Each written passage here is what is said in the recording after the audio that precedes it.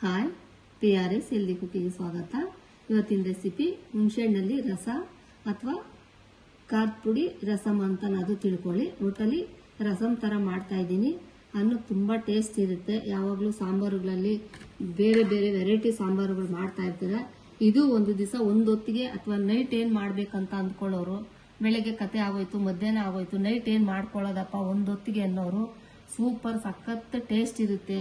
ಮತ್ತೆ ಒಂದು ಗ್ಯಾಸ್ಟ್ರಿಕ್ ಬೆಳಗ್ಗೆ ನೀವು ಏನಾದರೂ ಹೊರಗಡೆ ತಿನ್ಕೊಂಡ್ ಬಂದು ಒಂದೊತ್ತಿಗೆ ಏನಾದರೂ ನೀವು ಇದನ್ನ ತಿನ್ಕೊಂಡು ಮಾಡ್ಕೊಂಡು ಮಲ್ಕೊಂಡು ಬೆಳಗ್ಗೆ ಎದ್ದೇಳೋ ಅಷ್ಟೊತ್ತಿಗೆ ಒಂದು ಸ್ವಲ್ಪ ಗ್ಯಾಸ್ಟ್ರಿಕ್ ಒಂದೇ ಒಂದು ಎಳ್ಳಷ್ಟು ಇರಲ್ಲ ರೀ ಗ್ಯಾಸ್ಟ್ರಿಕ್.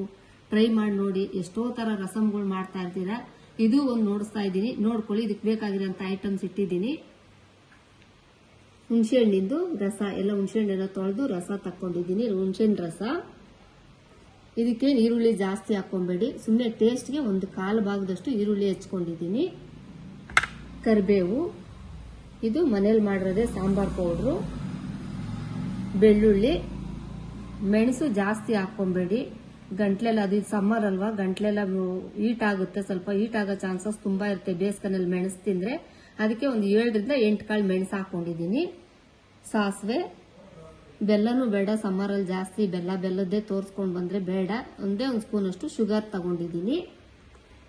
ಇದು ಧನಿಯಾ ಪೌಡರ್ ತಗೊಂಡಿದ್ದೀನಿ. ಉಪ್ಪು, ಜೀರಿಗೆ ಪೌಡರ್ ಒಂದು ಅರ್ಧ ಸ್ಪೂನ್ ಅಷ್ಟು ಹಾಕೊಳ್ಳಿ. ಬ್ಯಾಡಗೆ ಮೆಣಸಿನಕಾಯಿ, ಇದಿಷ್ಟು ಹಾಕ್ಬಿಟ್ಟು ರಸಮ್ ಹೇಗೆ ಮಾಡ್ಕೊಳ್ಳೋದು ಅಂತ ತೋರಿಸ್ತೀನಿ, ನೋಡ್ಕೊಳ್ಳಿರಂತೆ ಬಂದು. ತುಂಬಾ ಟೇಸ್ಟಿಯಾಗಿರುತ್ತೆ, ತುಂಬಾ ಸಖತ್ತಾಗಿರುತ್ತೆ, ಸೂಪರ್ ಆಗಿರುತ್ತೆ. ಹೇಗೆ ಮಾಡೋದಂತ ಹೇಳ್ಕೊಡ್ತೀನಿ, ಬನ್ನಿ ನೋಡ್ಕೊಳ್ಳೋಣ. ನೋಡಿ, ಉರಿ ಸ್ಲಿಮ್ಮಲ್ಲಿ ಇಟ್ಕೊಂಡು ಎಣ್ಣೆ ಕಾದಿದೆ. ಯಾವಾಗಲೂ ಉರಿ ಸ್ಲಿಮ್ಮಲ್ಲೇ ಇಟ್ಕೊಳ್ಳಿ. ಸಾಸಿವೆ ಹಾಕ್ತಾ ಇದ್ದೀನಿ. 2 ಸ್ಪೂನ್ ಎಣ್ಣೆ ಹಾಕೊಂಡು ಸಾಸಿವೆ ಸಿಟ್ಲಿದೆ. ಈರುಳ್ಳಿ ಹಾಕೊಂಡ್ಬಿಡಿ. ಈರುಳ್ಳಿ ಹಾಕೊಂಡು ಮತ್ತು ಬೆಳ್ಳುಳ್ಳಿನೂ ಅದಕ್ಕೆ ಹಾಕೊಂಡ್ಬಿಡಿ. ಬೆಳ್ಳುಳ್ಳಿ ಹಾಕೊಂಡು ಮೆಣಸು ಸ್ವಲ್ಪ ಕುಟ್ಟಿ ಪೌಡ್ರ್ ಮಾಡಿದ್ದೀನಿ, ನೋಡ್ಕೊಳ್ಳಿ. ಪೌಡ್ರ್ ಹಾಕ್ತಾ ಇದ್ದೀನಿ, ಮೆಣಸಿನ ಪೌಡ್ರು. ಮೆಣಸು ಸ್ವಲ್ಪ ಜಜ್ಕೊಳ್ಳಿ. ಜಜ್ಕೊಂಡ್ಬಿಟ್ಟು ಸ್ವಲ್ಪ ತಿರ್ಗಿಸ್ಕೊಂಡ್ಬಿಡಿ. ಎಲ್ಲ ತಿರ್ಗಿಸ್ಕೊಂಡ್ಬಿಡಿ.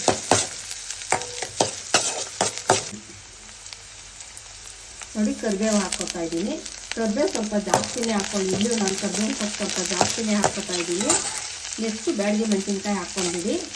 ಬ್ಯಾಡಗೆ ಮೆಣಸಿನ್ಕಾಯಿ ಹಾಕೊಂಡು ಸ್ವಲ್ಪ ತಿರ್ಗಿಸ್ಕೊಂಡ್ಬಿಡಿ. ನೋಡಿ, ನಾನು ಅಂದಾದ್ಮೇಲೆ ಈರುಳ್ಳಿ ಸ್ವಲ್ಪ ಉಪ್ಪು ಹಾಕ್ತಾ ಇದ್ದೀನಿ. ನೀವು ಸ್ಪೂನಲ್ಲೇ ಹಾಕೊಳ್ಳಿ. ಅಂದಾದ್ಮೇಲೆ ಉಪ್ಪು ಹಾಕ್ಬಿಟ್ಟು ಈರುಳ್ಳಿ ಸ್ವಲ್ಪ ಬೇಗ ಬೇಯುತ್ತೆ ಅಂದ್ಬಿಟ್ಟು ಉಪ್ಪು ಹಾಕ್ತಾ ಇದ್ದೀನಿ.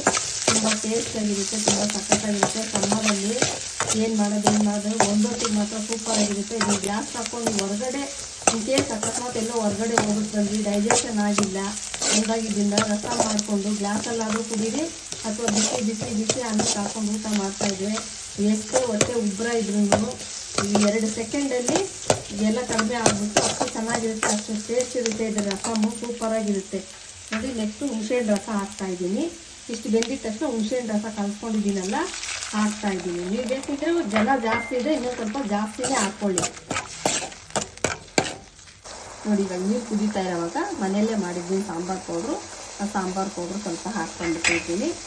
ಜೀರಿಗೆ ಪೌಡ್ರು ಸ್ವಲ್ಪ ಒಂದು ಅರ್ಧ ಸ್ಪೂನಷ್ಟು ಹಾಕ್ಕೊಳ್ಳಿ. ಜೀರಿಗೆ ಪೌಡ್ರು ಡೈಜೆಷನ್ ಸೂಪರು, ಮನೆ ಮದ್ದು ಅದು ಜೀರಿಗೆ ಪೌಡ್ರು. ಇದು ಧನಿಯಾ ಪೌಡ್ರು ಒಂದು ಅರ್ಧ ಸ್ಪೂನಷ್ಟು ಹಾಕ್ಕೊಂಡಿದ್ದೀನಿ. ಧನಿಯಾ ಪೌಡ್ರು ಹಾಕ್ಕೊಂಡ್ಬಿಡಿ. ಚೆನ್ನಾಗಿ ತಿರುಗಿಸ್ಕೊಂಡ್ಬಿಡಿ.